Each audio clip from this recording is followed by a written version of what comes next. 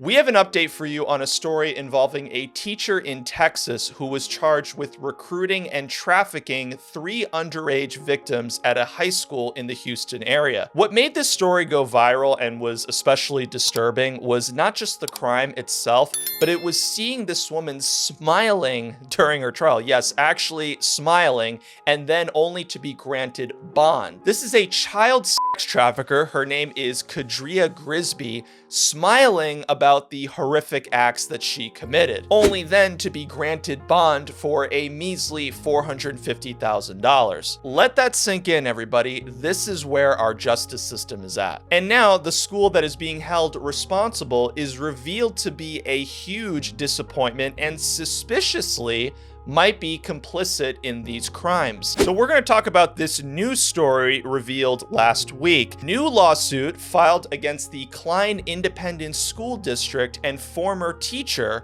accused of sex trafficking underage students. So here's a bit of a refresher on who the victims were. I was taking drugs, I was smoking weed, I was drinking to get my mind off of it.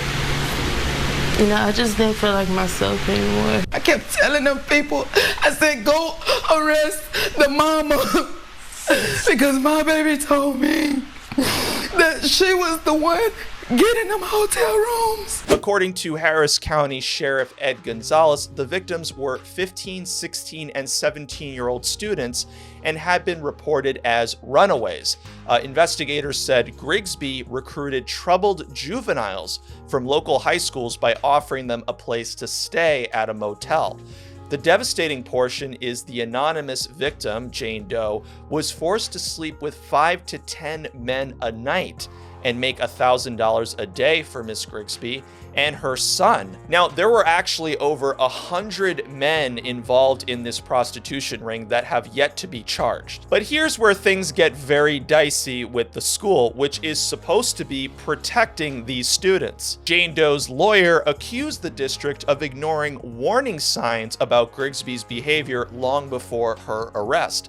He said his client made several attempts to ask for help while at the school, but those cries went unanswered. He highlighted an example when he said the student showed up at school covered in bruises, and a teacher reported it to school administrators, but little was done. So clearly, it isn't just this demon Grigsby to blame, it's also the school that is responsible. You have to wonder, did the school ignore these outrageous and horrific claims because perhaps they were complicit? To me, it sure sounds like it. We know for a fact that Ms. Grigsby's involvement was known months before her arrest. Let's be honest, anyone at that school who brushed off something this disturbing probably has something to hide. I guess we'll find out for sure as this investigation continues. Even if the school had nothing to do with the trafficking itself, they put this girl in harm's way by ignoring her cries for help. This girl, who was brave enough to speak out about what was happening to her, could not even rely on her own teachers to protect her. Her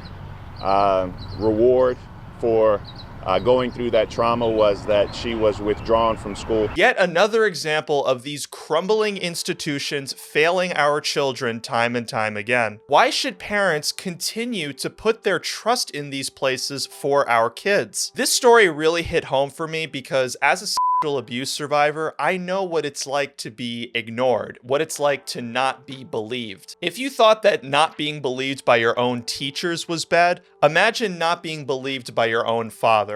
And to this day, my father still doesn't believe what happened to me. And so back to this story, perhaps this is the right case for Texas Attorney General Ken Paxton to investigate. Let's pray that justice is served and that the school district is held accountable. Let me know what you think in the comments below. Please be sure to leave a like, share, and subscribe to Inverted World, and I will see you all in another video very soon.